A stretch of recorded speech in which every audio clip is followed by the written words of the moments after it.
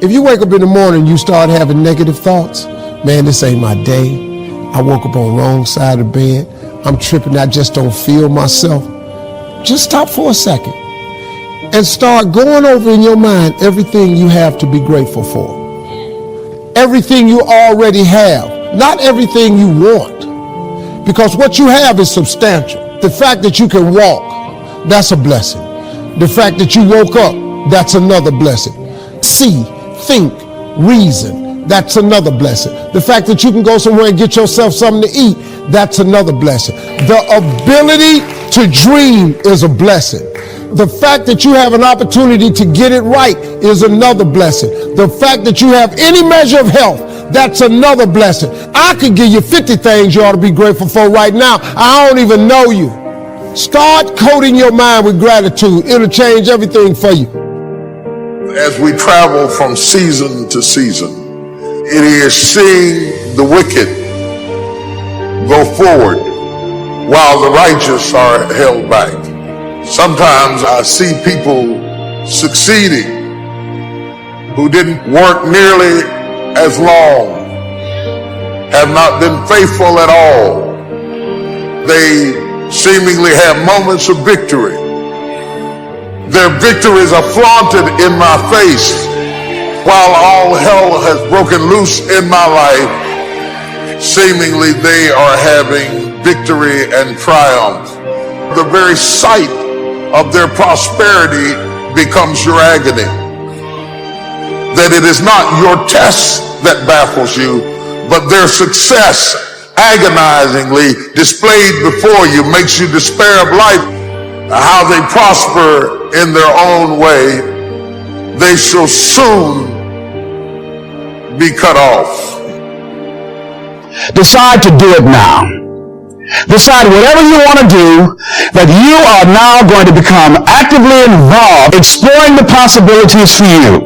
That you're going to look at it and do just a little bit of it. When I decided to become a speaker, I didn't just quit my job and just ran out and say, I'm a motivational speaker. No. I decided to start looking at other people that were involved in the speaking profession. Whatever you want to do, get your feet wet. Gain some experience. Find out whether or not this thing you want to do will fit for you. If you want to have a restaurant, have you ever operated a restaurant before? Then really, you don't even know if you want one. You got to find out what fits for you. Because you might decide that after you go up in there and examine it and experience it and get some experience, you say, this is really not what I want. This does not fit for me. So decide that you're going to do that. If you're giving space to guilt, you will not have the confidence you need to move forward. That will cause you to fail again. It's a negative cycle. The only way you can break it is to rise up and say, that's it. I am done living in the past, focused on my mistakes, reliving my failures, beating myself up. This is a new day. I'm emptying out all that infection. I'm going to receive God's mercy. You have to do this by faith, because every voice will tell you, you're a hypocrite. God's not going to forgive you. Look what you've done. Doesn't have anything to do with what you have or haven't done. It has to do with what Jesus has already done. But Joel, I made a lot of mistakes. I don't deserve to be blessed. None of us deserve it.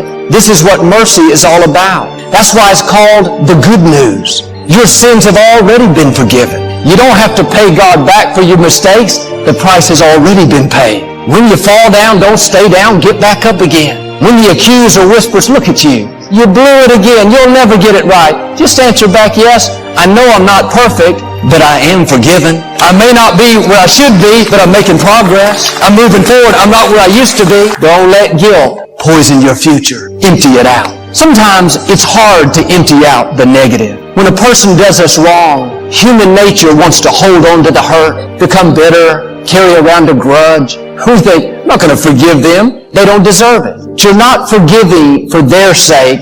You're forgiving for your sake. As long as you hold on to the hurt, the anger, the bitterness, it's not affecting them, it's infecting you.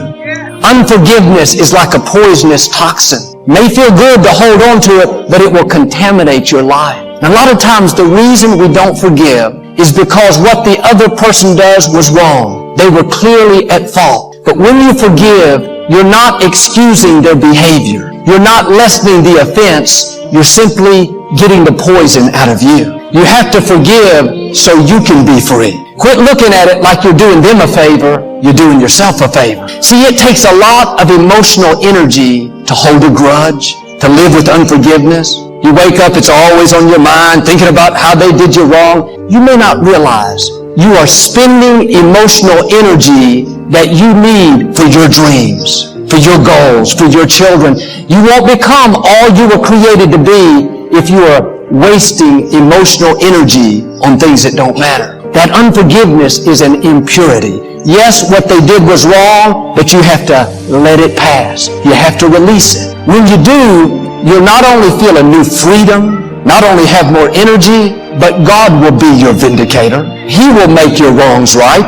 You don't have to pay people back. You're not the judge. God is. Leave it up to Him, and He'll vindicate you better than you could vindicate yourself. This is what a lady did named Mary Johnson. She was a single mother of one son. When he was 20 years old, he was out late one night at a party. This young man came up that he had never met. His name was Oshi. He was 16 years old and had been drinking. There was an altercation.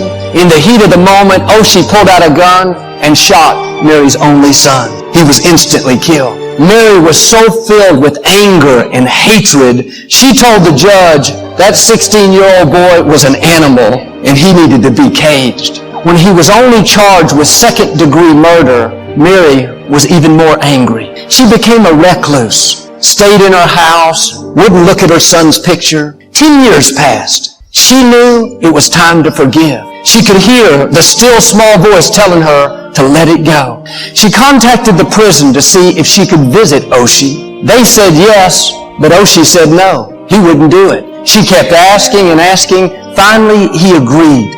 She showed up at the prison. When she saw Oshi, he came around and gave her a big hug and held on to her. They wept and wept. Mary said, as I was embracing Oshi, I could feel hatred and bitterness rising up out of me and leaving my body. It was so strong that she fell over. Oshi had to hold her up. That day, Mary not only emptied out the unforgiveness, but she found a new son. 7 years later, Oshi was released on parole, didn't have any place to live. Mary said, you can live next door to me. She calls him her spiritual son. Mary started an organization called From Death to Life to help mothers who have lost children to violence. Now she and Oshi go out and speak at conferences and schools about unforgiveness and overcoming loss. Mary said what really helped her decide to forgive was a poem she heard about two mothers in heaven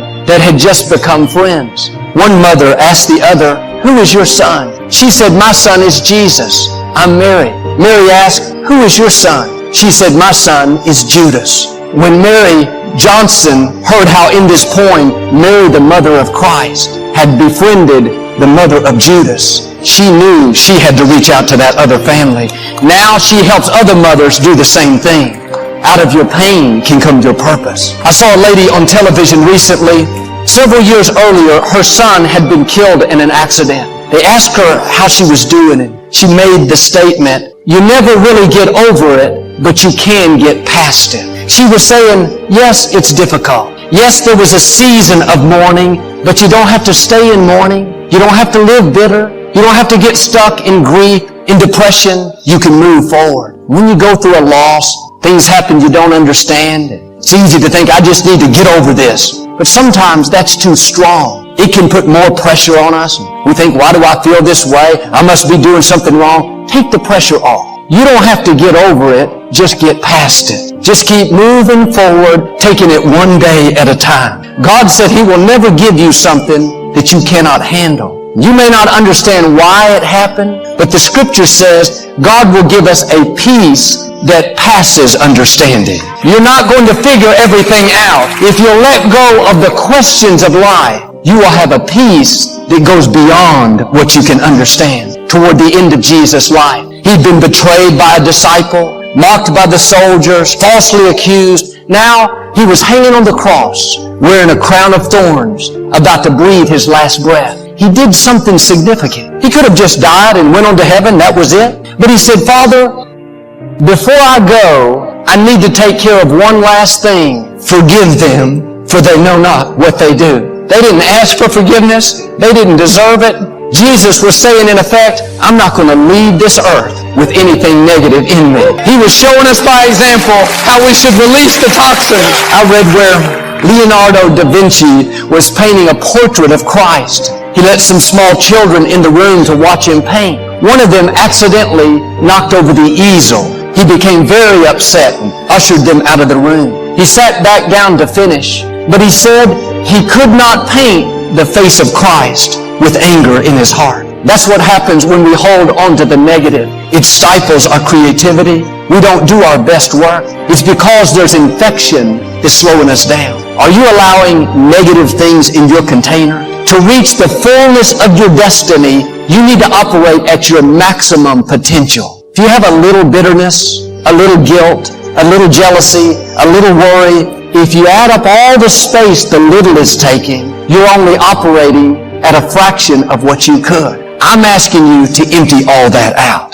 God is ready to fill your life with good things. He wants to keep you young and strong. Do your part and make room for Him. Every morning, empty out the guilt, empty out the worry, empty out the discouragement. And when the impurities come, when the infection comes, don't let it stay. Let it pass on through. Keep your heart pure. If you do this, I believe and declare you're going to step up to a new level